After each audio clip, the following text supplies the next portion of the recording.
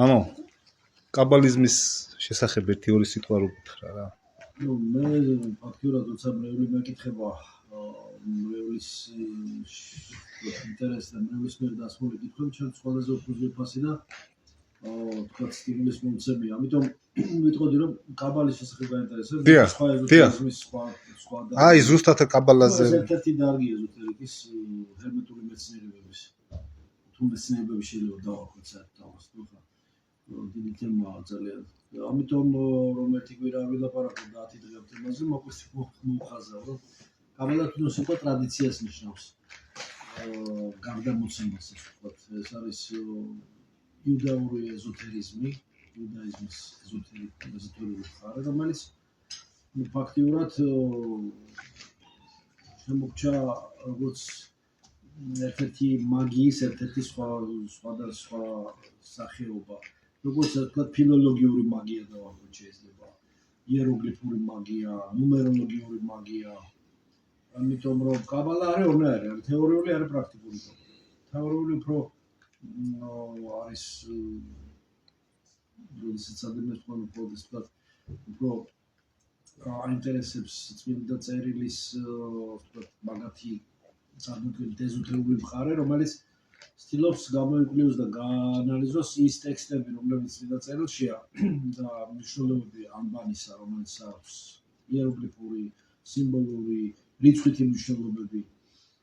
ძირითადად კაბალა თქონდა ღვთის სახელის ძიებაზეა ორიენტირებული, ღვთის ყოვლადშემძლის სახელის მოძიებაზე. ეგრეთ წოდებული ტეტრაგრამატონის ყველაზე უფრო ვთქვათ ძლიერი, ყველაზე უფრო ყოვლისმომცველი, ყოვლისშემძლის სახელის ძიებაზე. ამ სახელზეა კიდევ მასონები ეძებდნენ როდის და ამ სახელს ვთქვათ დღესაც ეძებენ, დაკარგულ სახელს უზახიან ეგრეთ წოდებული. იქ კიდევ სხვა თემაცაა მასონების, მასონთა დოქტრინაში. ალბერტ პაიკი თავის მორალი და დოგმაში მის შესახებ წერს ცხადად წერს ვის წევს დაყვანს, სადაც წერს თუ რა გლობალური ვთქვათ გეგმებს ისახავს და ეს კიდევ სხვა თემაა მასონების ხალხი მასონურ მოძრაობას. რა თქმა უნდა ლოჟები აქვს, დედა ლოჟები, შვილი ლოჟები ძალიან ბევრია, ყველგან არის შემოსულები.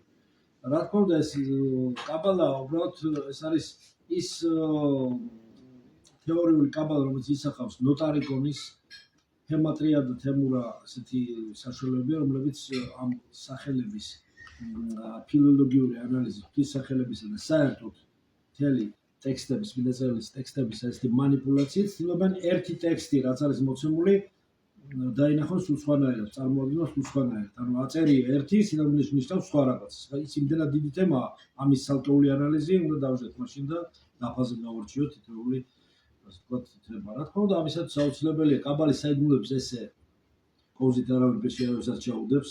ეს არის უნდა იყო იუდეველი, მოუდგმითი იუდეველი უნდა იყო. ის კი არა მოქცეული იუდეველი და ვთქვათ შემდეგ უნდა იყო წარმოშობით იუდეველი უნდა იყო.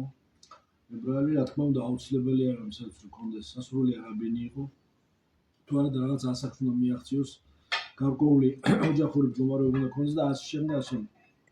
ის პოპსა კაბალა რომელსაც დღეს ასწავლიან, ეს არის აბსოლუტურად პოპსა ვარიანტი. ეს არის აი როგორც რა გითხრათ, აი როგორც წიგნის ყდა რო აგიხსენო როგორია. წიგნის ყდაზე გელაპარაკო, რომ აი აქ ესეთი ნაკეცია, გამწიგს ესეთი ჭრილია, იქ ესეთი ფერი ქონდა, გაკეთებული იყო ეს ტყავი, ამადამ მასალისგან ეს ტყავი იყო, ამადამ ცხოველი, შემდეგ ეს ცხოველი როგორ ცხოვრობდა და ასე შემდეგ რომ მივყვეთ რომ სადიზდებოდა, ვინ გაზარდა, იმის წინაპარი ვინ იყო და შე თვითონ წიგნის შესახებ არაფერს არ ეტყვიან. გარდა უცნობი მიღმიური, ეს ვთქვათ, ვინც მართავს ამ ყველას, ვინც ამის უკან დგას. ისინი აჩნდებიან, როგორც საერთოდ ლოჟებს ჩვევით. ისინი აჩნდებიან, ისინი ასე ვთქვათ, ყოველთვის დიდ ან მცირე უცნობებად რჩებიან, როგორც მათივე ტერმინოლოგიით. დიდ და მცირე უცნობებად რჩებიან, რომლებიც მართავენ ამას. სხვა შორის სპეციალისტები ძალიან ძლიერი ყავთ ამ ხრით. თეორიული კაბალა ისახავს ასეთ ეზოტერულ შემეცნებით შემეცნებით მიზნებს, მაგრამ პრაქტიკული კაბალა უფრო მაგიის დარგს ემსგავსება. კერძოდ ტეტრაგრამატონი ანუ ღვთის სახელის 4 ასო, რომელიც კომბინაციებით შემხამფორაშს იძლევა. ეს არის კომბინაცია რომ ამ სახელების რომლებიც 72 სახელად კომბინირდება. ღვთის 72 სახელად. თითოეულ ამ სახელს თავისი მუხლის შეესაბამება ფსალმუნებში და თავისი დემონი და თავისი ანგელოზი, თავისი დემონი. რომელთა იეროგლიფური და ხელმოწერები და თქვა ბეჭდები კიდევ ცალკე შეესაბამება. პლანეტა, ზოდიაკი და ასე შემდეგ. ყველას თავის შესაბამისო ფერი, ქვა, ასე ყველაფერი. სადაც მაგია შეასრულებს ეს შესაბამისობის კანონი, სადაც ყველაფერს შეესაბამება. ნუ დავუშვათ მთვარეს შეესაბამება, თავისი მცენარე, თავისი დავუშვათ მწერიც შეჭიანჭველა მაგალითად მთვარის გავლენის მწერა. ახლა ეს ისე მოვიყვანო. ასე შემდეგ. თუ ნახოთ ამაზე არის უამრავი საძიებლები, უამრავი ვინმე მარათოს ხელში მოგონილი ეს არის უარესობი ჩასაფრებული ისა და ვითომ არ უნდა გაიგოს დასაბუთი მოძღვარი. არის ამაზე უამრავი ლიტერატურა, ხა ლიტერატურის ჩამოთვლას სკოლიებს არ დავიწყებ, რომ ლექციას არ დაემსგავს. ლებო ცალკე მე ვისაუბრებ კიდე. მოკლედ კონკრეტულად იმის გამო ეს პრაქტიკული კაბალა ისახავს ამ მიზანს, რომ მაგიური ინვოკაციის და ევოკაციის მეთოდები, რომლებიც თulis ამ სახელების ოპერირებით შეიძლება ისეთი ძალების გამოწვევა და იმ ძალების დაძახება და აქედან გამოვიდა კიდე მაგიის სახე, რომელსაც გოეტია ქვია, გოეტია გოდებას ნიშნავს, სახელს ნიშნავს, ღაველს, გოდებას, სახელს. გოეტიის 72 დემონი, რომელთაც უძახიან და ის კიდე ცალკე თემაა, ალისტერ კროულისა და სხვათა მაკგრეგორ მაზერსის და სხვათა ასე ვთქვათ ოგულტისტების ინგლისში სერიოზული ლოჟებია, რომლებიც ვთქვათ მუშაობენ ამ თემებზე და დედა ლოჟები ინგლისშია, ისე ლონდონში ძლიერი ლოჟებია. მაგრამ თეორიული კაბალა, ასე ვთქვათ, უფრო რჩება, ვთქვათ, ესეთ ინტუიციურ და სპეკულატიურ სულიერ წყალებში მეცნიერება, რომელსაც უამრავი უზარმაზარი პოპულარობა მოიპოვა ვარსკვლავებში, შოუ ბიზნესის, ვარსკვლავებში, როკ ვარსკვლავებში, ჰოლივუდში იქნება თქვა ძალიან მოდაშია დღეს ვითომ ასე ვთქვათ ექსკლუზიური ცოდნის ვთქვათ ხდობა ცოდნა იმისათვის რომ შენ თავი რაღაცა სხვაზე უფრო მეტად ექსკლუზიური სულიერი არისტოკრატის, სულიერი ელიტის ესე იყო წევრი და განსაკუთრებულ რაღაცა საიდუმლოებებს ფლობდი, რომლებიც შენ რაღაც უპირატესობას განიჭებს, ეგრეთ წოდებულ პლებსზე, ეგრეთ წოდებულ ასე ვთქვათ არახელდასხმულებზე და ვთქვათ ხალხზე, რომლებიც ესენი არ იციან, იგნორამოსებს. მაგრამ პრაქტიკული კაბალა კერძოდ პრაქტიცირდება უამრავი პრაქტიკული სახელმძღვანელო არის ამის შესახებ პრაქტიკული კაბალის. ერთ-ერთი ყველაზე პრიმიტიული ასე ვთქვათ თემა ისაა, რომ ადამიანი გამოძახებებს აკეთებენ, რომლებიც თუ კი ჯერესეც აქ გამოტოვებული ეს მეთოდები, რომლებიც წიგნებში წერია, არავინ არ დაიჯეროს, ყველაფერი მოცემულია. აქ თუ პირიდან ყურში მოწაფეს არ გადაეცა იმ კონკრეტული მოგვისა, კონკრეტული ოკულტისტის საიდუმლო, რომელსაც იქ დეტალებზე საერთო ვთქვათ საერთო რეჟში რა ვთქვათ, იმაში არ დადებს არავინ მაგას. ყველაფერი წაიგდოს, ყველაფერი გააკეთოს. ისედაც მახეა, ყველაფერი რო გააკეთოს, ძალიან ცუდად იქნება საქმე, ამიტომ გამოტოვებული. ის ვინც ამ მახეში გაებება და სულს გაყიდის და ამას გააკეთებს, აი თუ ნამდვილად გამოუვიდა, აი მე ვაიმის ბრალი, მე უკვე სხვა ფორმაციძეს მისი ცხოვრება, სხვანაირ ასე ვთქვათ ფორმაციზე, იმიტომ რომ გამოძახება, გაღება ერთია სარკმლის, აი მე დაკეთვას და გავშვებას ვერ ახერხებ. აი სანამ ბოლომდე არ გამოწვევს ყველაფერს, მანამდე არ მოეშვება. ეს ერთმანეთს არ მიყვარს როგორც მეთემები. მაგრამ ამიტომ ამ ძალიან დიდი სიფრთხილეა საჭირო. ადგილობრივი მართლა მთავარი ის არის რომ აი როგორც ელიფას ლევიცას ერთ-ერთი მთავარი ამ მე-19 საუკუნის მამა ოკულტისტი ამათი, რომელიც ბაჟუეს კროული აღიარებს მის წინა ინკარნაცია. ერთადერთი 1875-ში გარდაიცვალა ლევი, ელიფას ლევის ფსევდონიმია, მაგ ფსევდონიმია, კაბალისტური ფსევდონიმია. ბაჟუეს ბევრი კიდე სხვა კაბალისტური ფსევდონიმია. კიდევ სხვა არის ხალხი. ამიტომ ეს ფსევდონიმები, რომლებიც მათ შეიძინეს, ესეც მათ კაბალისტურ ხელდასხმაზე მეტყველებს.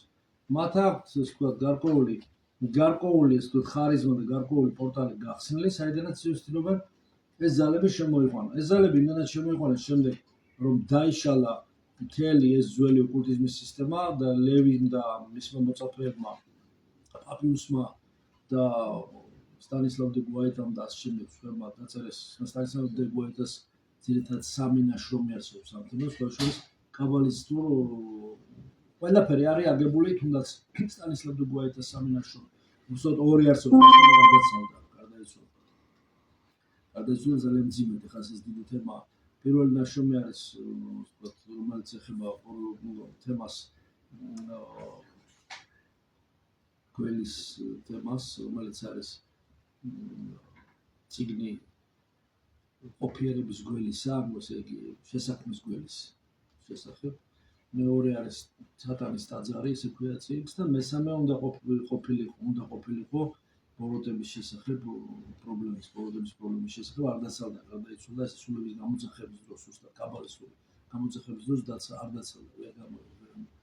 ანუ ითხოვდა ისეთ ცხვერს ის გამოძახება, რომ ამის სულის დაყვანა მოხდა და ვერ გადაარჩინა. თუ პაპიუს ეხუცებოდა, ვერ გადაარჩინა.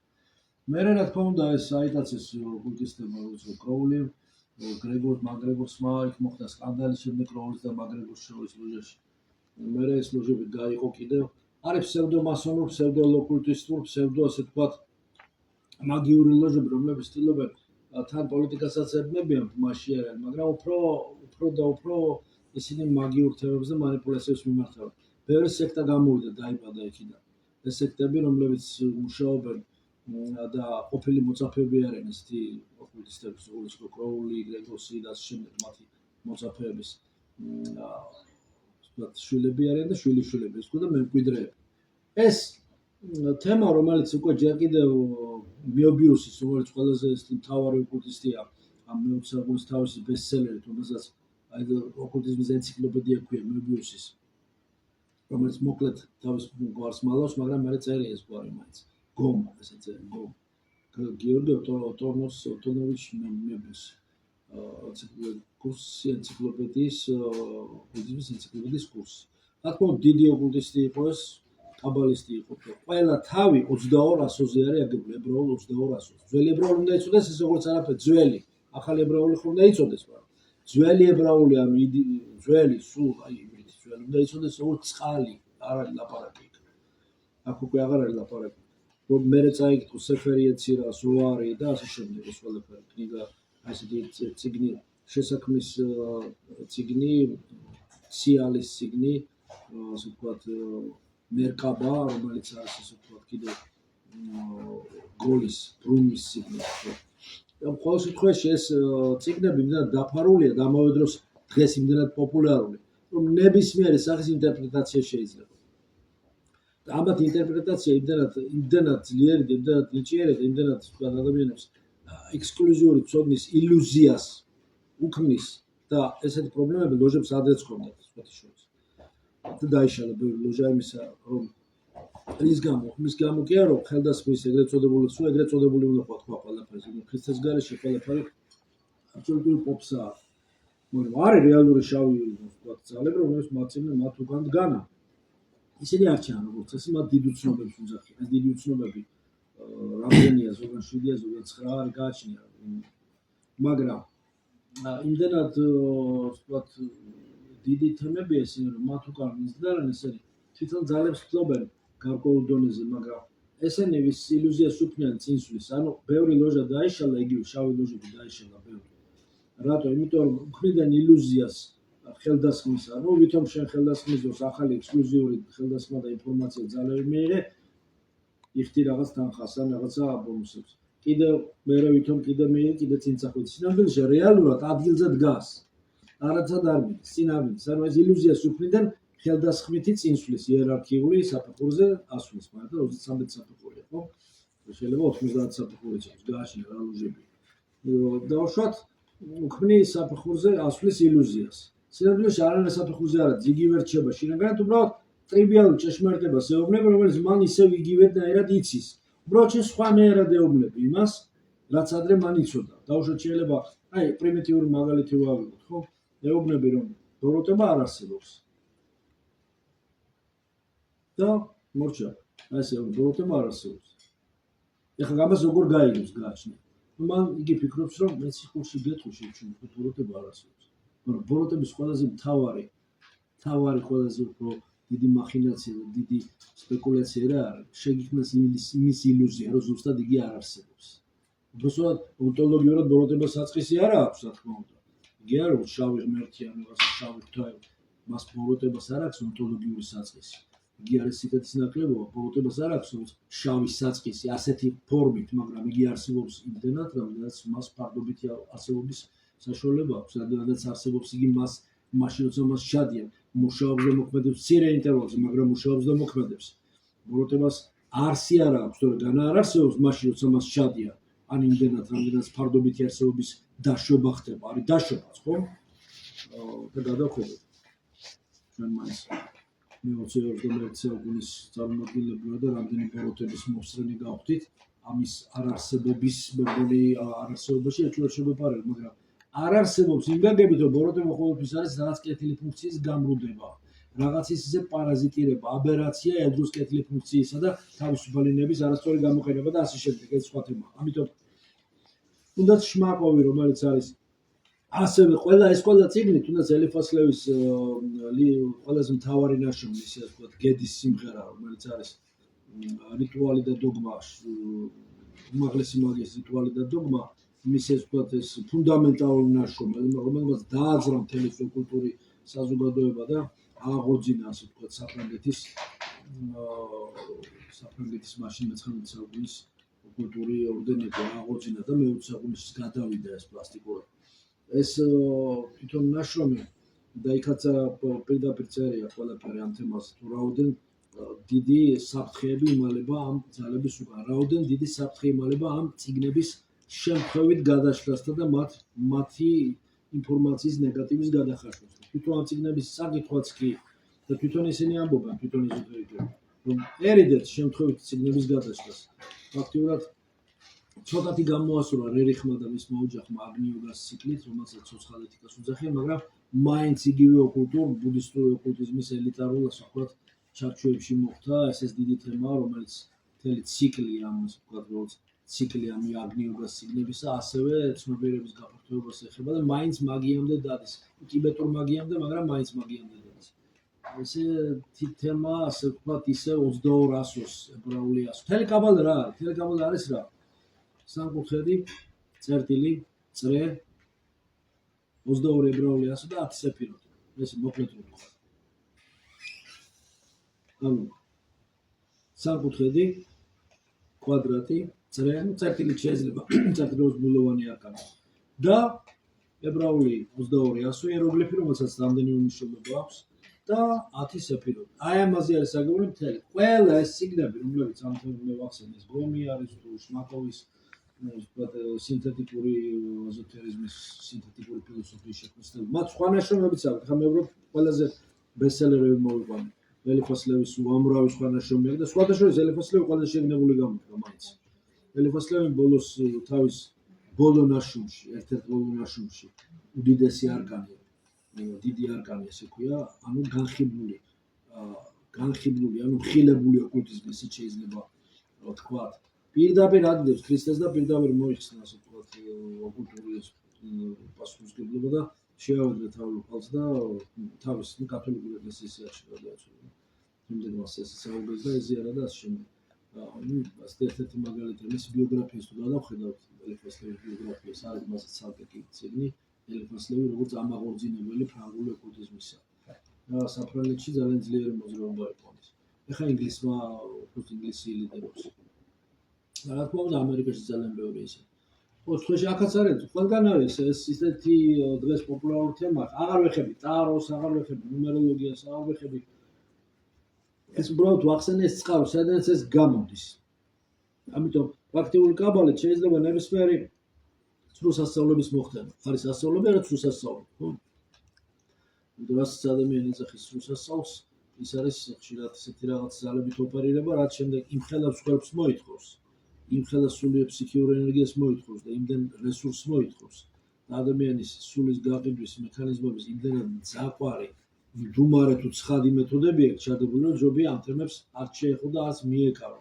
იმიტომ რომ აქაც იზღვევს ადამიანი და შემდეგ იქ ხომ იზღვევს და იგ ვერსად ვერ გაექცევა. ამიტომ დიდი სიფრთხილეა საჭირო.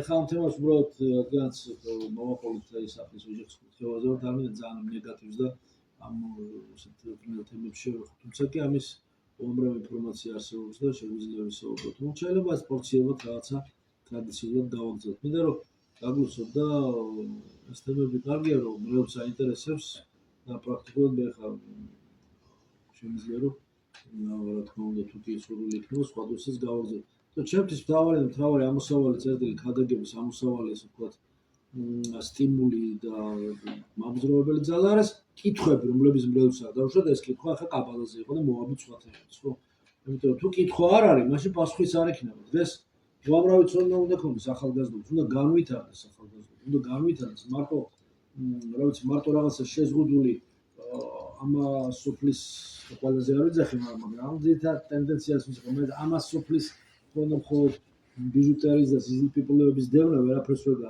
ისე უნდა განვითარდეს სულიად მარადიული უნდა ეძებოს ის რასაც არ იცვლებ იმას რასაც ვერავინ ვერ წაართმევს თავარი რაც არის ის ხუდავი შინაგანი მე რომელიც უნდა განვითარდეს და ამ შემთხვევაში არ ძინავს იმ ძალას რომელიც ამას ყოველთვის ებრძვის და აღიზიანებს შენი განვითარება დიდი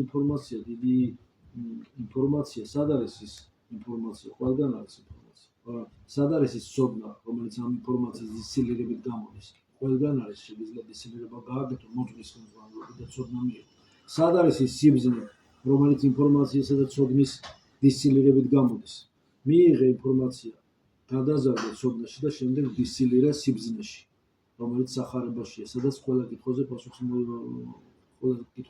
მიიღებ მართლაც საწუნებაში ყველა სწორად დასმის კითხვას პასუხი სწორი და მართალი პასუხი აქვს უბრალოდ ამას ითხოვდე და მოგეცეთ თქვენ არავის დაკარგული სახელი არსებობს ეს დაკარგული სახელი არის უფალი ჩვენი იესო ქრისტეს სახელი რომელიც მოცემული და რომელთაც მტრებსა ცოცხლებს მორწმუნე ადამიანი და სულიერ ყდასაც და ცოცხალად გარდაქმნის და მარადიულ სიცოცხლეს აძლევს ეს არის ის ულამაზესი და უშვენიერესი რეალობა რომელიც ყოველგან არის და ყოველსავე აღავსებს და რომელსაც ვერსად ვერ გავექცევით და რომელსაც ვერ დავებალებთ და რომელიც ყველაზე ახლოს არის მაგრამ ზოგჯერ რაც ყველაზე ცხადად და ყველაზე დაფარული გონია არავინ არავის არაფერს არ უმალავს არ უფარავს ეს ჩვენ ადამიანები უმალავთ ხოლმე რაღაც არის ერთმანეთს და ზოგჯერ სიახლედ გვეჩვენება ის რაც ზოგჯერ გონია რაღაცას დაუმალავ ერთი წრე საზოგადოებისა მეორეს დაუმალავს და განუცხადებს მე და ის სიახლე აფერია ძველი გამეორებული რაღაცა გადამღერებული სიმღერაა ყველაფერი განგიცხადა უფალმა არავის არაფერს არ უმალავს და ვერსად